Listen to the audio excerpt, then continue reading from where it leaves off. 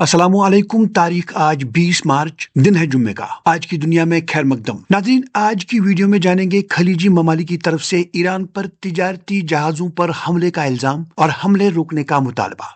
Iran Israel जंग में Trump और नेतन्याहू के दरमियान इख्तिलाफात खुलकर सामने आए हैं, और ये भी कि बरतानिया, फ्रांस, जर्मनी, इटली, नीदरलैंड और जापान करेंगे बहरी जहाजों की हिफाजत। दोस्तों, ये सारे अपडेट्स और मजीद अहम आलमी खबरें आज की वीडियो में शामिल हैं।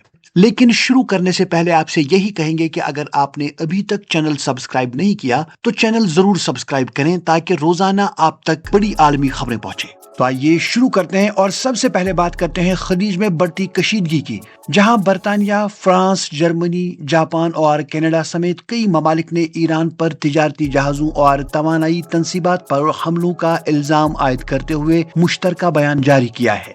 उन्होंने कहा कि आबनाए हुर्मुज की बंदिश आलमी मईशत के लिए खतरा है और ईरान से फौरी हमले रोकने का मुतालबा किया है।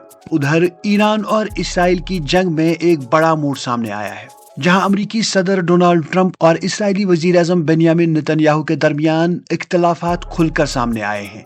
इसराइल ने ईरान के बड़े गैस फील्ड पर हमला किया, लेकिन ट्रंप ने मजीद हमले रोकने की हिदायत दी। ईरान ने शदीद रद्द-ए-अमल देते हुए मिसाइल और ड्रोन हमले किए। नेतन्याहू ने दावा किया कि हमला इसराइल ने खुद किया, जबकि ट्रंप ने कहा कि अमेरिका इसमें शामिल नहीं था। ये इख्तिलाफात अमरीकी और इसराइली जंगी हिकमत अमली पर सवालात खड़े कर रहा है और खिते की कशीदगी में मजीद इजाफा कर दिया है। दूसरी जानिब अमरीकी सदर डोनाल्ड ट्रंप और जापान के वजीर आज़म के दरमियान मुलाकात में आबनाए हुर्मुज की सिक्योरिटी पर बात हुई। ट्रंप ने इत्तेहादी ममालिक से तेल गुजरगाह के तहफ़्फ़ुज़ का मुतालबा किया, लेकिन जापान ने फौजी शिरकत से गुरेज किया। दूसरी जानिब बरतानिया, फ्रांस, जर्मनी, इटली, नीदरलैंड और जापान ने ऐलान किया है कि वो बहरी जहाजों की हिफाजत के लिए ताउन करेंगे। उन्होंने ईरान की जानिब से हमलों की मजम्मत की और तवानाई मार्केट को मुस्तहकम रखने का अंदिया दिया। आगे बढ़ते हैं। अमेरिका ईरान के तेल पर पाबंदियां नरम करने पर गौर कर रहा है ताकि कीमतें कम की जा सकें। तकरीबन 140 मिलियन बैरल ईरानी तेल समंदर में टैंकरों में फंसे हैं, जिन्हें मार्केट में लाया जा सकता है। उधर यूरोपीय यूनियन ने मशरिकी वुस्ता की बिगड़ती सूरत हाल पर तशवीश का इजहार करते हुए आबनाए हुर्मुज को फौरी खोलने का मुतालबा किया। उन्होंने तवानाई और पानी के बुनियादी ढांचे पर हमले फौरी बंद करने का कहा और ईरान पर आलमी कवानीन का एहतराम करने का जोर दिया। अब एक और खबर। अमेरिका में 3 अफराद पर इल्जाम है कि उन्होंने जदीद आर्टिफिशियल इंटेलिजेंस टेक्नोलॉजी चीन मुंतकल करने की साजिश की है।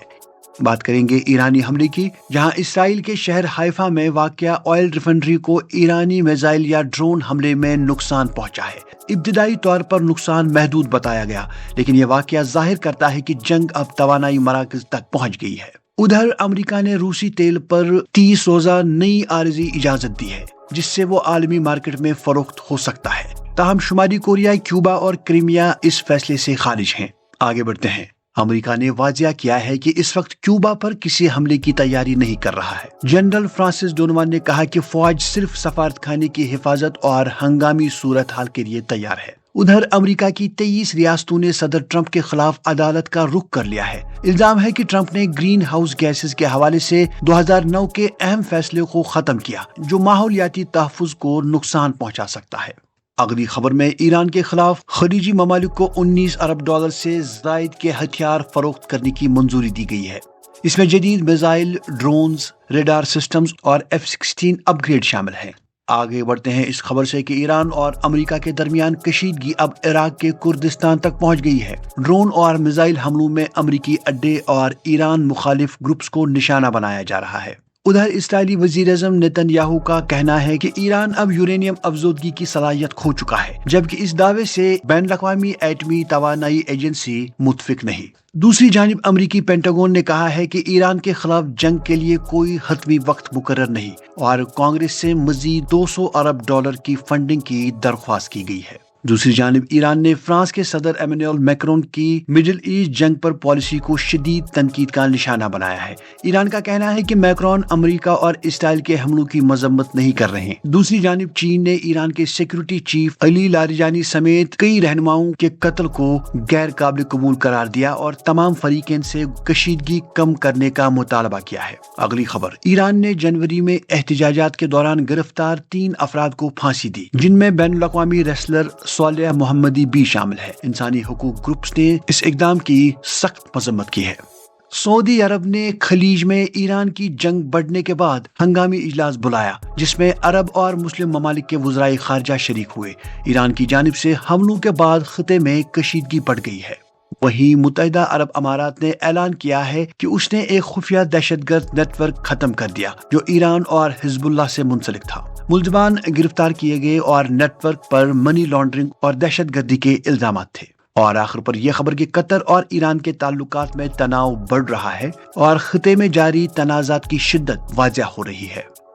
تو ناظرین، یہ تھیں آج کی بڑی خبریں۔ اگر آپ چاہتے ہیں کہ آپ تک ہر روز اسی طرح سے بڑی خبریں پہنچے تو چینل سبسکرائب ضرور کریں۔